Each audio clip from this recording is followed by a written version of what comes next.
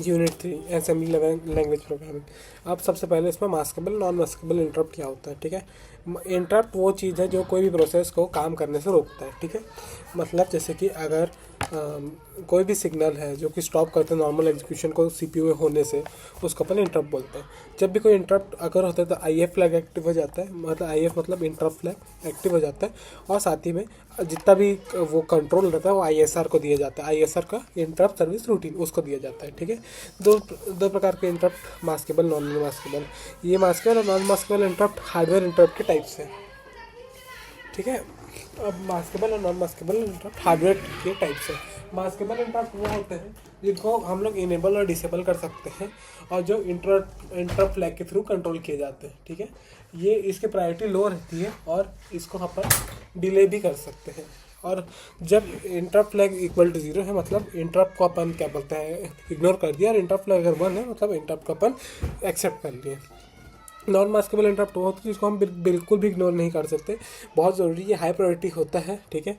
इसको CPU recognise करता है, और ये जो है क्या बोलते हैं, high priority can't be delayed होता है। ये क्रिटिकल एरर जो होते हैं वो नॉन मास्केबल इंटरप्ट में आते हैं, ठीक है। जो पावर फेलियर जैसे कि हार्डवेयर फेलियर, ये इसके एग्जाम्पल है। उसके बाद आई क्या होता है, आई होता है interrupt vector table. Interrupt vector table क्या होता है, जो कि एड्रेस स्टोर करता है आईएसआर के, जितने भी आईएसआर हैं उसके बहुत वेरियस टोटल 256 एड्रेसेस होते हैं, उसको स्टोर करने का काम करता है इंटरप्ट वेक्टर टेबल।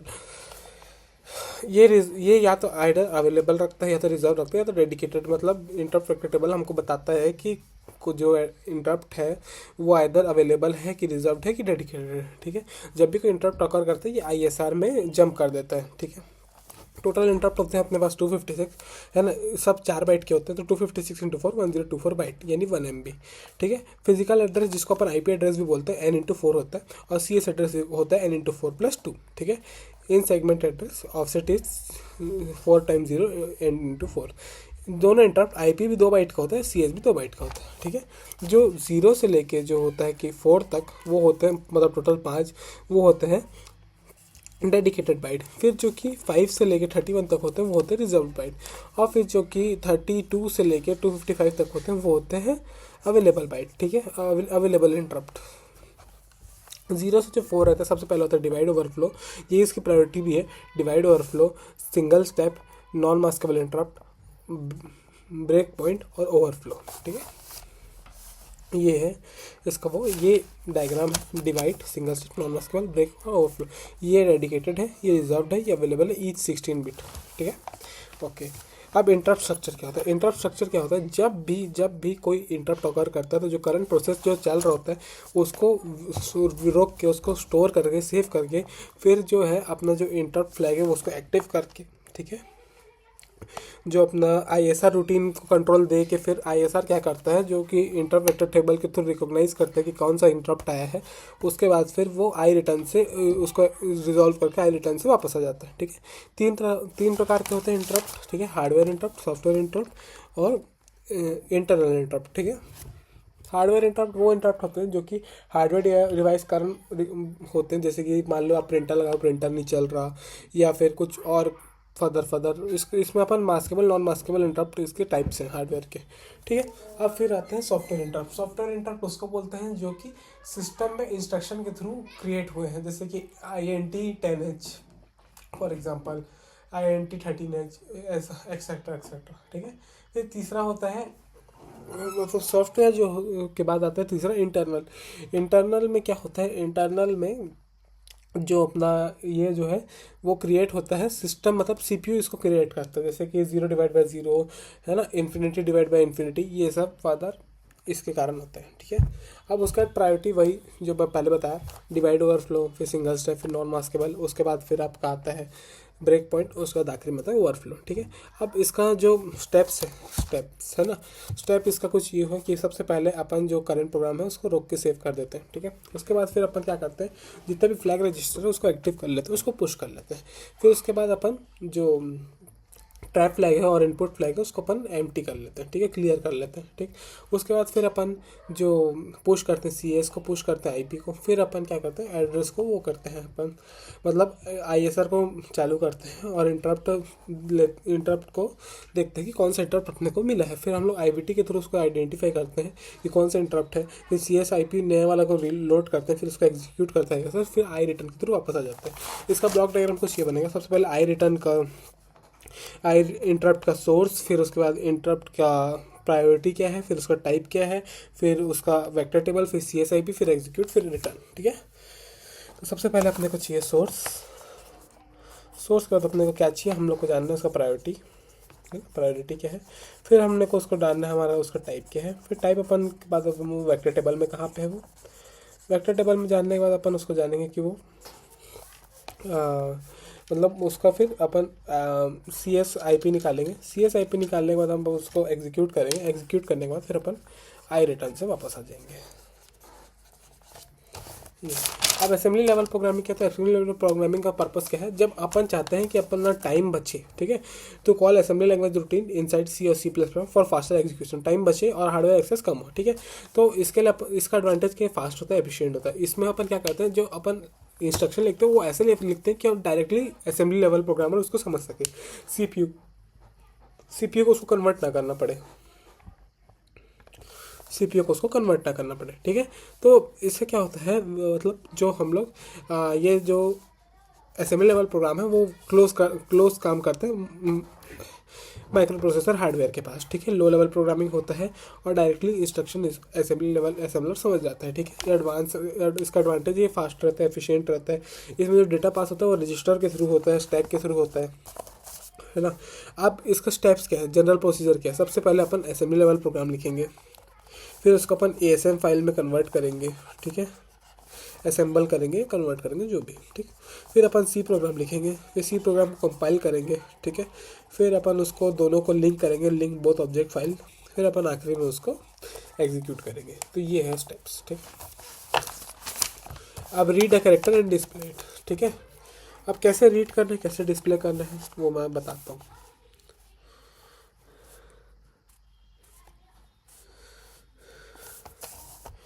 दिख रहा है, ठीक है। सबसे पहले ये जो dot model small dot stack 100H, ये अपन उसको बता रहे हैं कि स्टैक 100H तक अपन यूज़ कर सकते हैं, ठीक है। Dot data no data required, ठीक है। अब कोड, डॉट कोड मतलब कोड सेगमेंट, जहाँ पे अपन इंस्ट्रक्शन लिखते हैं। सबसे पहले मेन PROC, ये अपन मेन प्रोग्राम लिखने के पहले शुरू लिखते ही, ठीक है। इससे हमको पता चल जाता है जो मेन प्रोग्राम है वो है कहाँ पे, ठीक। सबसे पहले move AX @data, move DX को AX, इससे अपन क्या हो गया, स्टैक लोड हो गया, इसलिए स्टैक लोड हो गया। अब कैरेक्टर रीड करने के लिए मूव AH, 01H और int 21H, इससे क्या हुआ, जो कैरेक्टर है वो स्टोर हो गया AL में, ठीक है। कैरेक्टर जो है वो AL में स्टोर हो गया। अब डिस्प्ले करने के लिए कैरेक्टर क्या करेंगे, मूव AH, 02H, पहले 01H था, अब 02H आ गया, और move DL, AL, int 21H फिर से, ठीक है। इससे क्या होगा, कैरेक्टर अपना डिस्प्ले हो गया। फिर प्रोग्राम एग्जिट करने के लिए मूव AH, 4CH और int 21H, main NP and main, ठीक। इसको मैं समझाने के लिए कुछ भी बताता हूँ।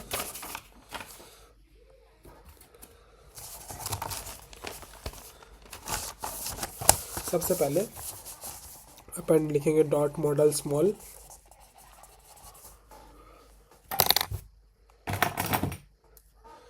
डॉट मॉडल स्मॉल के बाद अपन लिखेंगे क्या, डॉट स्टैक 100H।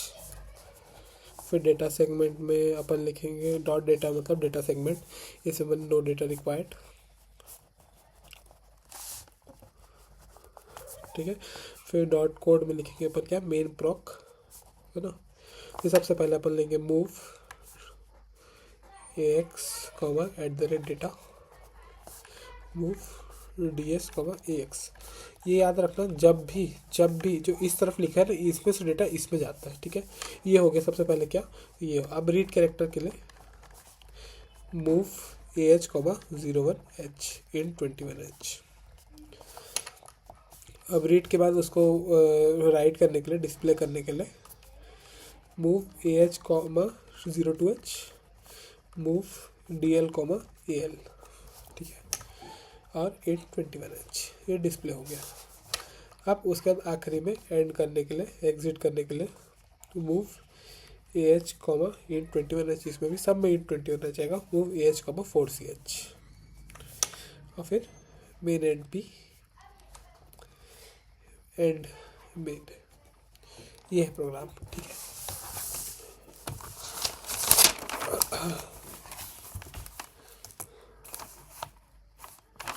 अब अगला program, display each word of a string in a separate line.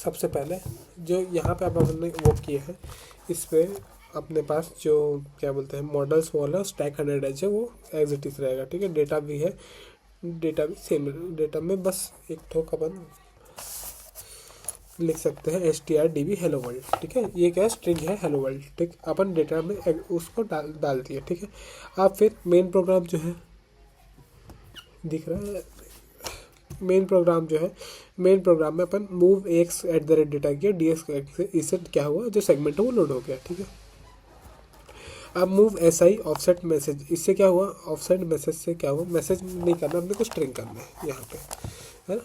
Leave S I string, इससे क्या होगा, लीव एस आई स्ट्रिंग से, लीव एस आई स्ट्रिंग से क्या होगा, जो स्ट्रिंग है वो लोड हो जाएगा, स्ट्रिंग लोड हो जाएगा। उसके बाद अपन क्या करेंगे, move A L S I, मतलब ए एल में है जो एस आई का एड्रेस है, उसमें एस आई के जो उसमें है वो लोड हो जाएगा। ठीक है, फिर कंपेयर करेंगे अपन ए एल को डॉलर से, फिर जे डॉट एग्जिट कर लेंगे, इससे क्या होगा, न्यू लाइन मिलेगा। ठीक है, ये एक्चुअली में पूरा कॉम्प्लेक्स है, इसको बस समझाऊंगा तो समझ नहीं आएगा, इसको बस देख लो,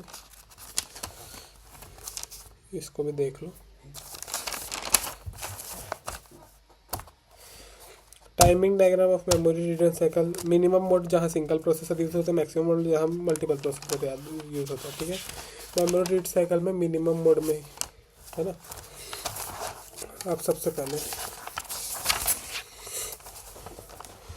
तो 8086 में रीड साइकिल में क्या होता है। ठीक है, जब माइक्रो प्रोसेसर को मेमोरी के साथ कनेक्ट करते हैं तो दो ऑपरेशन परफॉर्म करते हैं, राइट और रीड, तो सबको पता है। ठीक है, राइट ऑपरेशन में क्या होता है, डेटा ट्रांसफर होता है माइक्रो प्रोसेसर से मेमोरी में। रीड में क्या होता है, मेमोरी से माइक्रो प्रोसेसर में ट्रांसफर होता है। ठीक है, टाइमिंग डायग्राम रिक्वायर्ड होता है कि सिंगल रीड और write operation between micro processor memory को हम लोग समझ सके। ठीक है, अब टाइमिंग डायग्राम में होता क्या है, टाइमिंग डायग्राम में रीड मशीन साइकिल। ठीक है, टाइमिंग डायग्राम में वही जो अपन पिछले यूनिट में पढ़े थे कि M/IO मेमोरी रीड 10, ALE1 मतलब address slash enable, address output मतलब जितना इधर है उसको इधर लिखना है। ठीक है, क्यों लिखना है, कैसे लिखना है वो बता रहा हूँ, यही सेम इसमें भी राइट में। ठीक,